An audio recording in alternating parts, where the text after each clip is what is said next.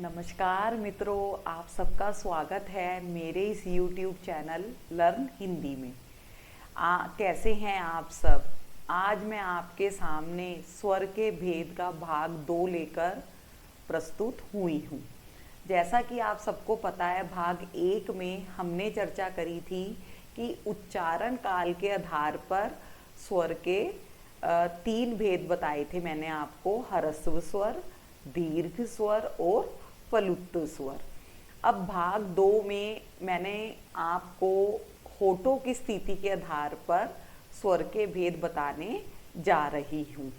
जैसा कि आप सबको पता है कि स्वर के भेद मैंने आपको बताए थे कि हम 3-4 आधार पर करते हैं। जैसे उच्चारण काल के आधार पर हुआ था पिछली वीडियो में, अब होठों की स्थिति के आधार पर बताऊंगी। फिर नेक्स्ट सेशन में जीभ के प्रयोग के आधार पर और उत्पत्ति के आधार पर स्वर के भेद होते हैं।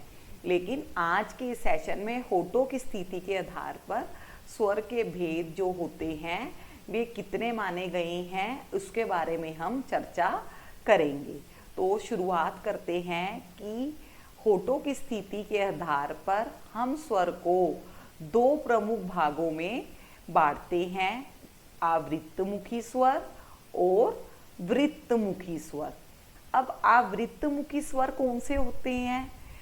जिन स्वरों के उच्चारण में होठ गोलाकार या वृत्तमुखी नहीं होते हैं वे आवृत्तमुखी स्वर कहलाते हैं। जैसा कि आप सबको स्क्रीन पर दिखाई दे रहा है, ये मित्रों 7 होते हैं। कौन कौन से हैं ये? अ, आ, इ, ई, रि, ए, आई। जैसा कि आप सबको पता है कि स्वरों की संख्या हमने हिंदी वर्णमाला में ये हम पहले पढ़ चुके हैं, 11 होते हैं स्वरों की संख्या मानी गई है। उसमें से अगर आवृत्तमुखी स्वर 7 आ गए, जिसमें हमारे होठ जो होते हैं वे गोलाकार, वृत्त यानी गोल नहीं होते हैं, तो ये 7 स्वर माने गए हैं। अगर हम 11 में से, अगर आप समझें, थोड़ा ध्यान दें, 11 में से अगर हमने 7 स्वर आवृत्तमुखी की श्रेणी में रख दिए तो कितने बचे बाकी के? 4। वे 4 स्वर जो हैं वे किस में आ जाएंगे मित्रों? वृत्तमुखी स्वर की श्रेणी में आ जाएंगे। अब वृत्तमुखी स्वर कौन से स्वर होते हैं?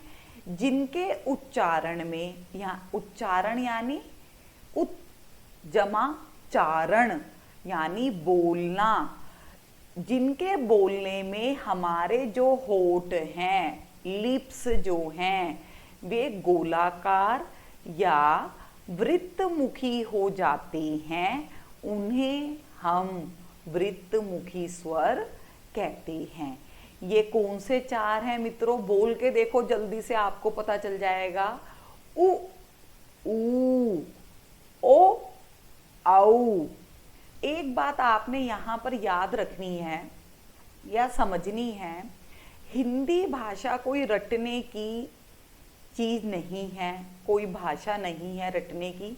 अगर आप समझ के करेंगे, अगर आप इस भाषा के शब्दों पर ध्यान देंगे तो आपको 80 से 90% बात अपने आप ही समझ में आने लग जाएगी। जैसा कि आपने अभी इस होठों की स्थिति के आधार पर स्वर के भेद देखे, उनके नाम देखे, आवृत्तमुखी स्वर और वृत्तमुखी स्वर, तो हमें बहुत कुछ शब्द को देख के ही समझ में आ रहा है कि इसकी क्या परिभाषा होगी, ये कौन से स्वर होंगे। तो आपने ये बिल्कुल नहीं भूलना है, याद रखना है। आ का मतलब जिसमें गोलाकार होठ नहीं होते हैं, और वृत्तमुखी जिसमें होठ हमारे पूरे गोल हो जाते हैं। आवृत्तमुखी में 7 बताए मैंने आपको, अ, आ, इ, ई, री, ए, आई। और बाकी के 4 जो बचे वो वृत्तमुखी हो गए, जिसमें उ, ऊ, ओ, आउ ये 4 वृत्तमुखी स्वर हैं। उम्मीद करती हूँ मित्रों आपको मेरी ये वीडियो अच्छी लगी होगी। प्लीज़ मेरे चैनल को लाइक करिए, सब्सक्राइब करिए और मुझे कमेंट बॉक्स में लिखकर ज़रूर अपनी क्वायरीज पूछिए, जिससे मैं आपकी समस्याओं का ज़्यादा से ज़्यादा जो आपकी समस्याएं आ रही हैं उनको सुलझा सकूं, आप तक अपना ज्ञान पहुंचा सकूं। धन्यवाद।